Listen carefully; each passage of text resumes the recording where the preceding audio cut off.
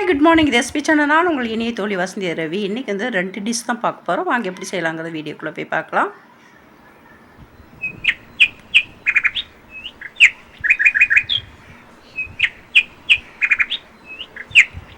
நாம் ஃபஸ்ட்டு வந்து புளிச்சக்கீரை கடையில் தான் செய்ய போகிறோம். ரொம்பவே நல்லாயிருக்கும். அதுக்கு அந்த 2 ஸ்பூன் வர கொத்தமல்லி, 1/2 ஸ்பூன் ஜீரகம், 1/2 ஸ்பூன் மிளகு, 1/4 ஸ்பூன் வெந்தயம் போட்டுக்கலாம். போட்டு ட்ரை ரோஸ்ட்டாக வறுத்து வச்சுக்கலாம்.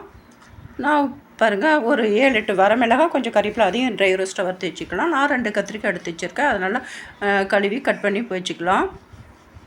புளிச்சக்கீரையும் நல்லா சுத்தம் பண்ணி கழுவி எடுத்து வச்சுருக்கேன். நம்ம நம்ம என்ன எந்த பாத்திரத்தை செய்கிறோமோ அந்த பாத்திரத்தை புளிச்சக்கீரை, 2 தக்காளி, 100 கிராம் சின்ன வெங்காயம், ஒரு பெரிய பூண்டு, 2 தக்காளி, மஞ்சத்தூள், கொஞ்சமாக சின்ன சைஸ் புளி. ஏன் புளி போடுறோன்னா நம்ம கத்திரிக்காய் சேர்த்தனாலும் புளி போட்டு கடையிறோம். இது எல்லாத்தையுமே நல்லா வேக வச்சுக்கலாம். பாருங்கள் நல்லா வெந்துருச்சு. இதை வந்து நம்ம அதுக்குள்ளார நம்ம ட்ரை ரோஸ்ட்டாக அந்த வறுத்து வச்ச மசாலா அரைச்சிட்டு வந்துடலாம். புளிச்சக்கீரை நல்லா கடைஞ்சி அதுக்கு தாளிப்பு கொடுத்துட வேண்டியதான். இந்த கடையில் ரொம்பவே டேஸ்ட்டாக இருக்கும். நீங்கள் வந்து சுடுசாத்தோடு சாப்பிடும்போது அவ்வளோ ஒரு டேஸ்ட்டாக இருக்கும். அடுத்து வந்து நம்ம சொரக்காய் சட்னி தான் பார்க்க போகிறோம். அதுக்கு வந்து நான் ஒரு பாதி சொரக்காய் எடுத்து வச்சுருக்கேன். அது தோல் சீவிட்டு கட் பண்ணி வச்சுருக்கேன். அது வந்து ஒரு பேன் வச்சு நம்ம 100 கிராம் சின்ன வெங்காயம், ஒரு 6-7 பல் பூண்டு, ஒரு 4-5 வரமிளகாய், ஒரு தக்காளி, நம்ம கட் பண்ணி வச்சுருக்கிற சொரக்காய் எல்லாத்தையுமே நல்லா ஆயிலே வதக்கிக்கணும். 1 ஸ்பூன் கடலைப்பருப்பு அதையும் போட்டு நல்லா வதக்கிக்கலாம். எல்லாமே நல்லா வதங்கி வரணும்.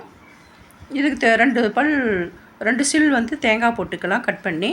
கொஞ்சம் புதினா கொத்தமல்லி கறிவேப்பிலை போட்டுக்கலாம். இது கொஞ்சமாக ஒரு கோலிகண்ட அளவுக்கு வந்து புளியும் கொஞ்சம் கல்லுப்பும் போட்டு நல்லா ஆயிலே நல்லா வதக்கிக்கணும். பாருங்கள் இந்த மாதிரி வதக்கி எடுத்துக்கணும்.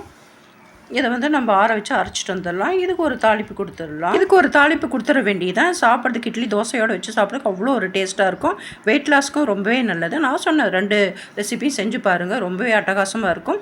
இந்த வீடியோ உங்களுக்கு பிடிச்சிருக்குன்னு எனக்கு பிடிச்சிருந்தா சப்ஸ்கிரைப் பண்ணுங்கள், லைக் பண்ணுங்கள், ஷேர் பண்ணுங்கள், கமெண்ட் பண்ணுங்கள். இன்னொரு இன்ட்ரெஸ்டிங்கான வீடியோட நான் உங்களை மீட் பண்ணேன். தேங்க்ஸ் ஃபார் வாட்சிங். Bye bye.